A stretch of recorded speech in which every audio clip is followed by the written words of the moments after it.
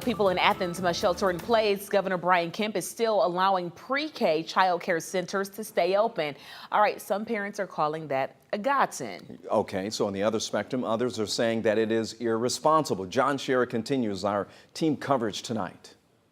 Some states are forcing child care centers to close, not Georgia, and yet more and more child care programs in Georgia are voluntarily closing. According to Georgia's DECAL, the Department of Early Care and Learning, as of Friday, 1,200 child care programs had temporarily closed, while just under 1,000, at least so far, are still open, including Little Sunshine's Playhouse and preschool in Alpharetta. We need to be there for the parents that need us. Brett Rubal of Little Sunshines does hear from parents who think he should close, such as parents on DECAL's Facebook page. One writes, "If it's important to close school, why isn't it important to close child care centers? Makes no sense to me." Another, "Ridiculous and irresponsible." But parents who can't work at home, especially those working on fighting the coronavirus pandemic, are grateful that child care programs in Georgia are allowed to stay open. Whether it's doctors, healthcare providers, EMS, policemen, military, or other essential service providers that have to be out there